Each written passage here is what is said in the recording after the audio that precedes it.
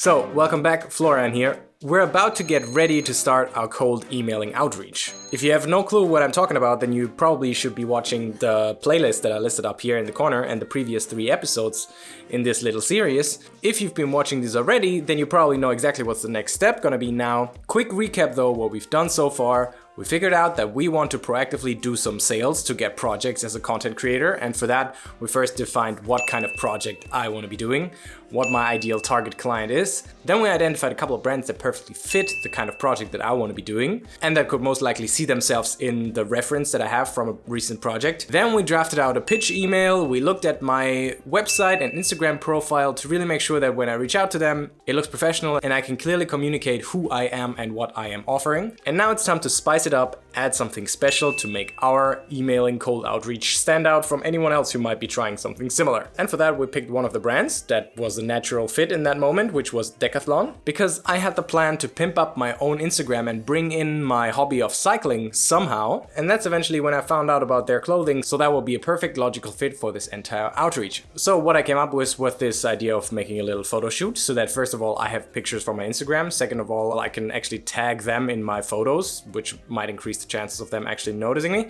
and then third of course I can simply add it into the pitch me email, because eventually the reason why we picked those kind of brands that I'm reaching out now is because there's a natural fit, because I like their products, I'm buying their projects anyway. And that leaves us with the question how to go about doing such a little photo shoot right now. And for that actually I recently found these 2 accounts on Instagram. It's a guy from Canada and it's a girl from Germany that I've been following on Instagram, and I really like their pictures. And for quite a while now I've been thinking, I want those kind of cycling pictures on my Instagram account. And one problem that I had was I didn't have any neutral or nice and decent looking cycling clothing. That's when I found Decathlon, and the good thing is there was a store right around the corner. So I went there, tried a couple of things, figured out exactly what I wanted to have, and then I placed a small little order. And now look what I just received in the mail. It's a package of stuff from Decathlon that I just ordered.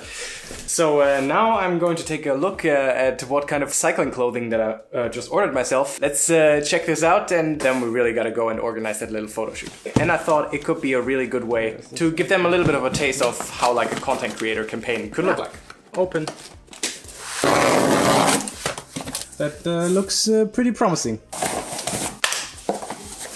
Let's try it on, and then I guess we gotta go and shoot some Instagram pictures. Oh, and that just leaves the question what kind of Instagram pictures we should actually be going for. Because we don't want to just go and shoot out anything without having a plan.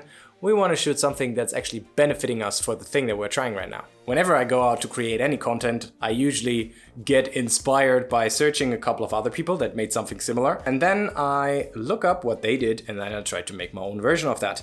And let's actually check how well that works today. So this is one of the accounts that I've been following. I really liked his cycling photos. This is very nice and clean looking. It's very different from any racing pictures or something like this. This is more like the fashionista, as you can be fashionista in cycling.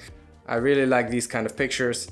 So it's very much focused on the clothing, which would be perfect in this example. And then I found this other girl who has a very, very nice cycling Instagram account from Germany. And she simply got super cool looking photos. And a big focus on the pictures that she has is always very much on the cycling clothing.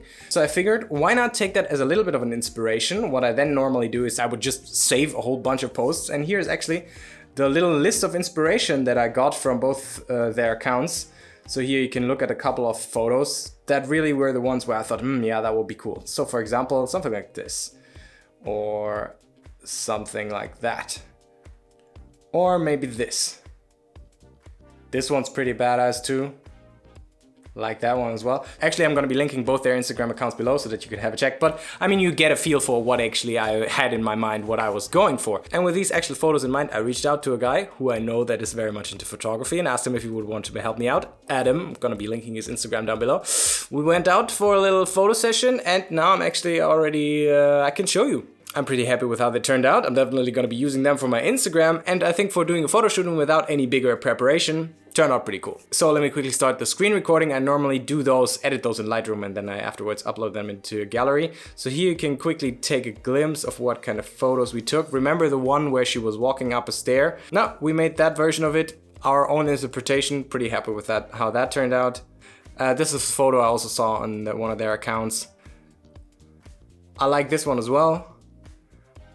And then of course in many of them I obviously try to have the brand somewhere visible in the picture. Maybe if you're following me on Instagram, then you already seen that I started posting some of these, and over the next couple of days I will keep continuing with that, because obviously now I finally have some photos that are good enough to post on my Instagram, on which I'm wearing their clothing and I can tag them. And third of all, I can use that little gallery to send it out with my pitch email and just to add a little something special to it. But then I also found this really cool clip, like a video ad on Instagram, and that really got me. Let me show you that one right now as well. So this is a post. I actually found it as an ad from a bike frame brand. And I mean, look at that, that's so cool with the FPV drone flying right next to it. Sunset, perfect shot. And I figured, hey, something like this is exactly what I would want to be producing and what I can actually offer. And what could be one kind of clip that comes out from a content production project together. So I figured I might try and find an FPV guy, and funny enough, there's one guy that I found living very close to me who's actually flying FPV drone, and we had already been talking for a while, so I asked him if he was down for a little test shooting. And then again, the day after, I headed out again for a little mini shoot, this time just video, just with a drone, to experiment around a little. And literally right before I'm just recording this video now, I just looked at the footage and just threw together a couple of little clips and added some music to it. And here are some of the impressions.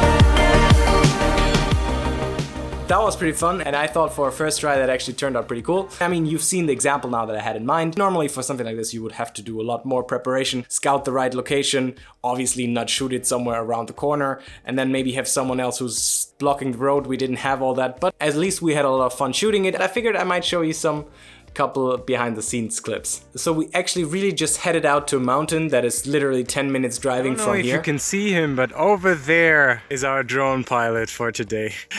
And that's gonna be hopefully a pretty cool shot that we're gonna try now. Let's see if it works. It looks quite funny in my little cycling outfit, but yeah, that's what happens when you make YouTube videos. Sometimes you end up looking a little funny. Okay, alles klar, ich bin bereit. Perfect, time to go. The guy who's flying the FPV drone, I'm also going to be linking him down in the description. His name is Dennis. He had two drones with him. One of them unfortunately decided to not really work, but that's exactly the reason why you make such kind of test shoots, because eventually when you want to be making a project that you're getting paid for, then you need to make sure that everything's working on that day. So the more test runs you can do, the better. I brought a set of walkie-talkies that was very useful to have those while I was going back and up and down the mountain and he was flying the drone.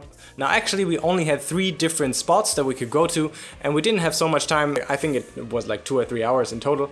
And then we just ended up flying up and back and forth and trying the same couple of shots a few times over and over again. And at the end of the little sequence, you've probably seen the one that came closest to the example that I had seen. Obviously, of course, we didn't have like this crazy location. We couldn't really fly super close because there was no one to block off any road or look out for any other cars. It ended up being really fun though anyway, and it's definitely gonna be good enough to add it somewhere to my Instagram and to use it just as a very first little draft of how something really cool and nicely produced could end up looking in the end. And so now with that, I think we have everything ready that I wanted to have to start reaching out. So eventually, now it's time to finish writing that email and then send it out. So in the next video, we're gonna look at a couple of things that I learned along the way that I'm going to be sharing with you. And then I'm gonna actually let you know to which kind of brands I ended up reaching out in the end, because there were a couple of more things that I decided to get myself for Black Friday. So eventually I ended up finding a couple of more companies that I could be reaching out to. Now that we've put so much effort into preparing this little cold outreach strategy, then we might as well actually follow through and do that.